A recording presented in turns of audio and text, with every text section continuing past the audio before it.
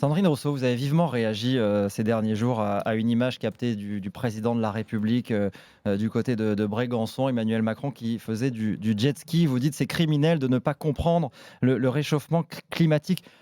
Franchement, est-ce que quelqu'un qui fait du jet ski est forcément un criminel climatique? Est-ce qu'on en est Alors, là? je n'ai pas dit que c'est parce qu'il faisait du jet ski qu'il était criminel climatique. J'ai bien dit que c'est parce qu'il ne comprenait pas le réchauffement climatique. Parce qu'il fait Et du ce jet que ski, je il n'a pas compris? dénonçais, Parce ce qu'il que fait du je, jet ski, il ne comprend pas le réchauffement ce que je climatique. dénonçais, c'était un coup de com' qu'il a fait, qui était de se prendre en photo dans un canoë-kayak quelques minutes pour avoir cette photo et ensuite faire du jet ski. Et finalement, ça résume la politique de la France en matière de lutte contre le réchauffement climatique. C'est-à-dire qu'on a des espèces d'effets de com', des effets d'annonce. Je rappelle quand même que le ministre de l'écologie, encore une fois, désolé de m'acharner sur lui, mais enfin, il nous avait annoncé une météo des forêts comme si c'était à la hauteur de l'enjeu actuellement. Là, il nous annonce que le Google Maps va annoncer les quantités de CO2 avec Agnès Pannier-Runacher. Il nous annonce que Google Maps va annoncer les quantités de CO2 sur chaque trajet, mais on n'est pas du tout à la hauteur des défis. Pas du tout. Maintenant, ça devient criminel de ne pas comprendre la gravité de la situation.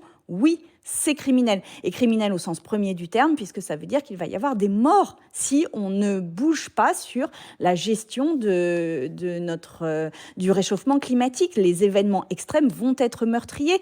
On l'a vu l'été dernier en Allemagne et en Belgique avec les inondations, et on le verra si on continue dans cette voie-là.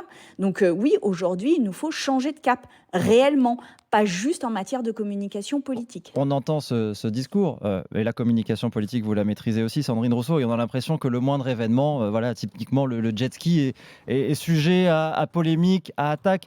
Est-ce que finalement les propos radicaux parfois ne desservent pas un peu la cause? Enfin, sur les jet skis, je rappelle quand même qu'il y a des plages qui sont en train d'interdire les jet skis, déjà parce que ça pose la question du partage de l'eau et du partage de la mer, que ça génère des pollutions, tant sonores que pour Et la donc après, on faune. interdit les bateaux, enfin, Non mais continuez à caricaturer ce que je suis en train de dire. Je vous dis que dans les pratiques que nous avons à changer, nous ne pouvons pas continuer comme nous sommes actuellement. Et que les jet skis, ça fait sans doute partie, comme les grosses voitures, comme le fait de faire des kilomètres dans des grosses voitures avec une vitesse à 130, eh bien ça fait partie des choses que nous allons devoir modifier.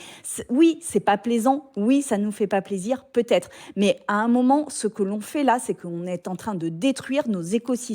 On est en train de détruire les conditions de notre vie sur Terre. Se rend-on compte de notre égoïsme dans le moment?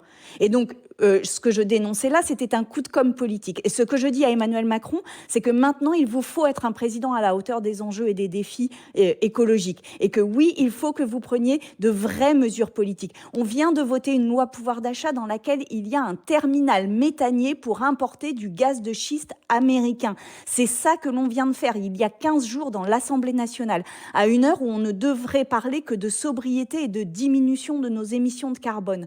Ce que l'on continue, c'est une forme de Sandrine Rousseau. dépendance énergétique qui nous emmène dans le mur à vitesse grand V. On va pas avoir le temps d'évoquer les questions énergétiques. Simplement, une dernière question avant de vous quitter.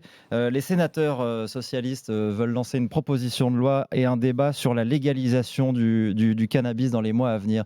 Vous soutiendrez cette idée? Oui, je la soutiendrai.